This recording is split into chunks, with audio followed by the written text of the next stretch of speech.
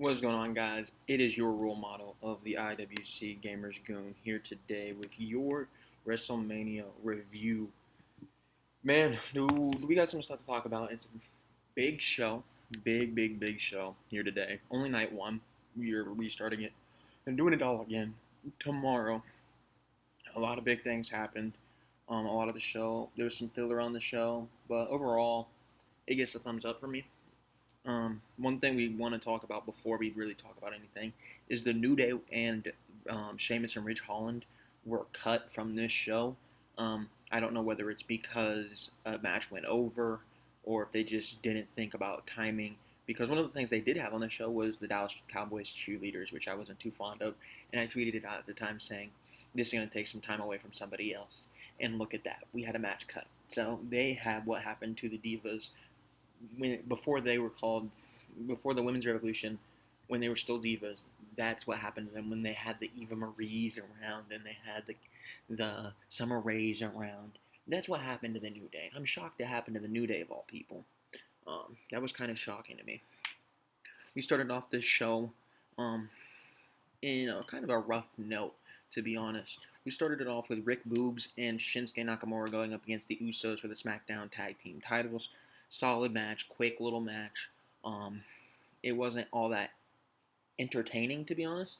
And to be honest with you, it was kind of worrisome because Rick Boogs, I believe he tore his quad or something like that. He had both Usos up. He came down wrong, and he actually has a legitimate injury that's going to be needing surgery in the next few days. That isn't something that's just storyline. That was confirmed by Meltzer literally 30 minutes to an hour before they even announced it on WWE TV tonight.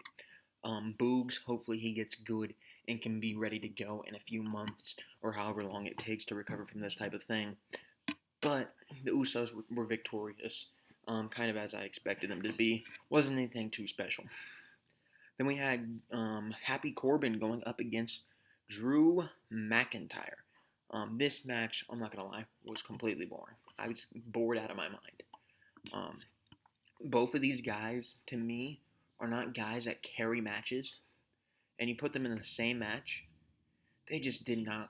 It was not a great thing for me, man. I did not enjoy it. The coolest part of this was the end of days that Baron Corbin, or Happy Corbin, hit Drew McIntyre kicked out of. And that is the first time that anybody's kicked out of the end of days. So it is no longer protected. Drew McIntyre hits the Claymore. He ends up beating Happy Corbin. Do I think it was the right outcome? Probably. McIntyre has a lot more of a ceiling than Happy Corbin. But then again, I'm not really too invested in Drew McIntyre anymore. I kind of feel like his luster worn out. He isn't necessarily where he was a few years ago going into WrestleMania. I don't know if Drew McIntyre is still the guy. But he did have a Mania moment. He had a weird thing at the end where he chopped the rope with a sword. I hate that sword. I hate it with all my life. I cannot stand it. I cannot stand it. He chopped up the ring. It was not good for me. I did not like it. Then we had the Mysterios, Rey and Dominic, going up against Miz and Logan Paul. And believe it or not, this match wasn't bad, but it also wasn't anything special. A lot of people praised this match, specifically Logan Paul, saying, "Oh, this was great, blah, blah, blah." Let's be honest. The only reason you're saying it's great is because it's a celebrity wrestling. It was an okay match. At best, it's a 3-star out of 5-star match. At best. It was okay. It would have been a phenomenal Raw match. It would have been a phenomenal SmackDown match. Maybe even a phenomenal B-level pay-per-view like a WrestleMania Backlash type of thing. But at WrestleMania, I'm not too sure about it. I'm not a big fan of it. But Logan Paul and The Miz won. Believe it or not, Logan Paul was not the most green in the ring. Dominic still sucks. Logan Paul did his thing. Afterwards, he got a skull-crushing finale from The Miz, which was honestly the highlight of the entire thing for me. That was a moment that I was happy, because I was just like, at least something made sense. At least something made sense, man. Then we got what I believe to be one of the matches of the night. This is top 2 to me, and they had back-to-back matches that I think contended for match of the night, and that is Becky versus Bianca. Amazing match. These two women hit it out of the park. I think this should have been the main event. or at least in the same spot that Ronda and Charlotte were, because this match was a home run. This match is 1A and 1B with the next match.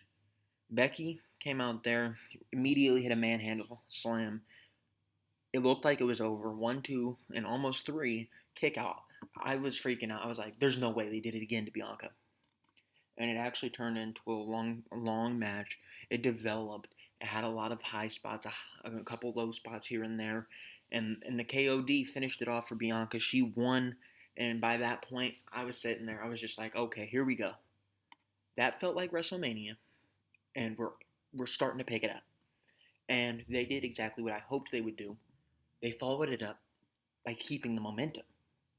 They went straight from that to the Seth Rollins match against to be determined. And from that Seth Rollins match, they ended up killing it, man. They ended up killing it. Seth comes out, looks phenomenal. He's like, who's it going to be? Who's it going to be? We're sitting there waiting 2 or 3 minutes. You might have already seen my post. If you haven't, go check it out. That's my reaction to the Seth Rollins opponent, Cody Rhodes. Now, a lot of this match was a lot of marking out for everybody. Everybody's sitting there, wow, holy shit, he is here. Cody Rhodes is the first to jump ship from AEW to WWE. We've seen it multiple times from the other way, from WWE to AEW. This is the first time we've seen AEW to WWE. Is this opening up a door for AEW? What does this do for guys like Wardlow that are coming up, MJF that are coming up? What does it do for some of those guys that might not have had as big of a platform as they wanted, the Joey Janela's? What does it do for them? Could this be a leverage into a bigger role? Cody used this as a leverage into a bigger role, and it was phenomenal. Match was fantastic. Great showcase, opening match for Cody. Seth thought he'd be able to hit the curb stomp. Cody, quick to react, had him well scouted, immediately hits 2 crossroads, picks him back up, does his dad's punches, punch, bionic elbow, boom. And then after that, he does 1 more crossroads for good measure. 1, 2, 3. Cody Rhodes wins his first match back in the WWE. The last time we saw him, he was Stardust. Now he is the American Nightmare. Cody Rhodes beating Seth Rollins on a stage for WrestleMania. And I proposed this idea as soon as I saw him win. The crowd is behind Cody. We haven't seen that in a while. Cody, for the last year or so in AEW, was dying out. The crowd wasn't behind him as much as it should have been. And he was starting to become maybe one of them tweeners heels. He catapulted that into going back to where he was 2 or 3 years ago, where he was the biggest babyface in the company. I think he has the potential to maintain that throughout WWE. He has the potential to be the biggest babyface in WWE. Right now, he's on a good path. The crowd loves him.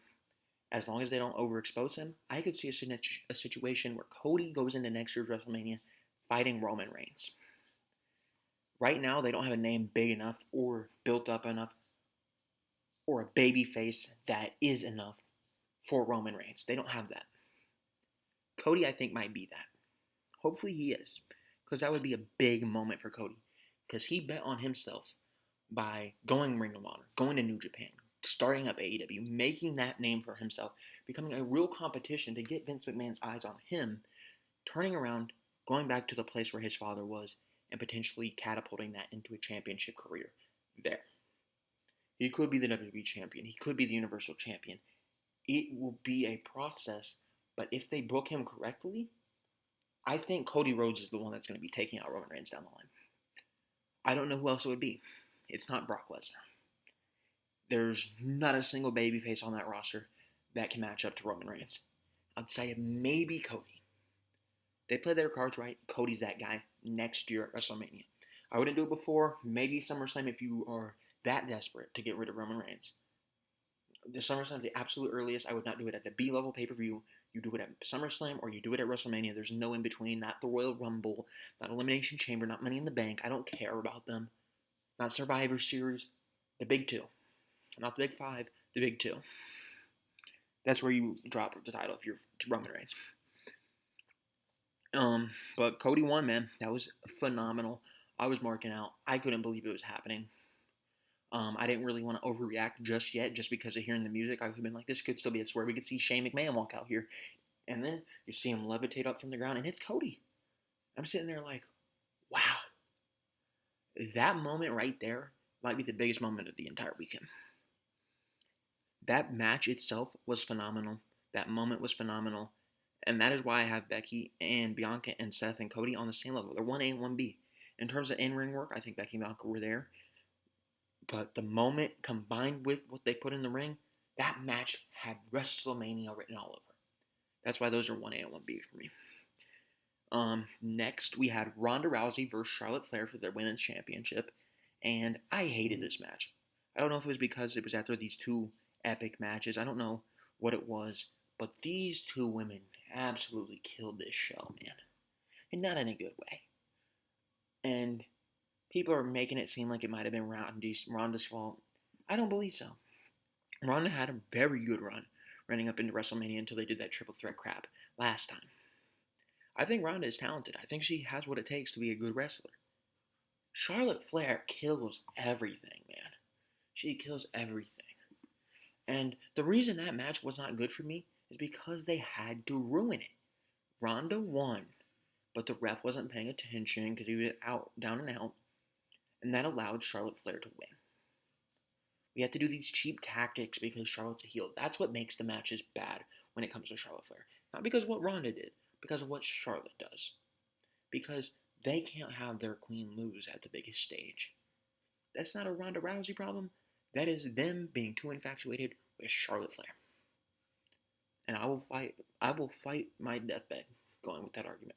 Because she is one of the most selfish women on that roster. And I cannot stand it.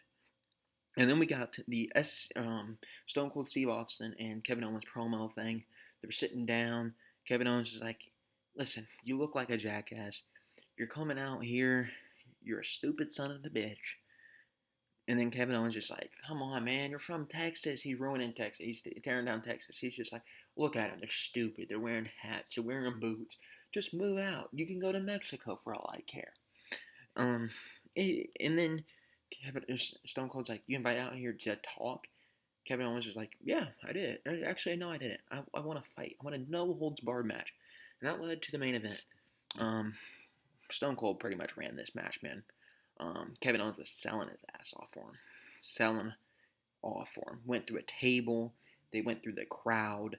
Kevin Owens just getting beat. They could drive up to the top of on the ATV. They drive up to the top of their entrance ramp. He's taking suplexes. He's rolling down the entrance ramp. He's just getting beat. But then they get back in the ring, and out of nowhere, Kevin Owens hits a stunner. I'm like, oh, wow, that's it.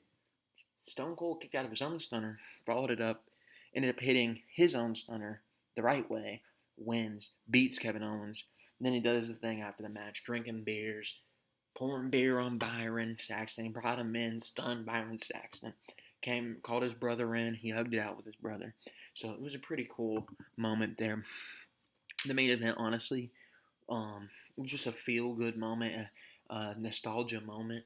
It wasn't a phenomenal match by any standpoint. It wasn't the match of the night or anything like that. It was just a big moment to see Stone Cold wrestle in our lifetime. And a lot of the newer generation's fans' lifetime, they haven't seen Stone Cold wrestle, at least not live on TV. They were watching it on the network, whatever. So it was pretty cool to see that. But other than that, it was just a big moment. It really wasn't a great match or anything like that. But anyways, I think I'm going to get out of here. I just wanted to recap a little bit of night one because of what Cody did tonight. I was shocked. Not really. I knew Cody was going to be there, but it's just like you don't believe it until it's true, until you see it. That was one of those things. But I wanted to come on here and talk about that. Thank you guys for watching. Make sure you like, subscribe, do all that fun stuff, and I'll see you guys next time. Let me know down below what you thought of night one, and we will be back tomorrow with night two.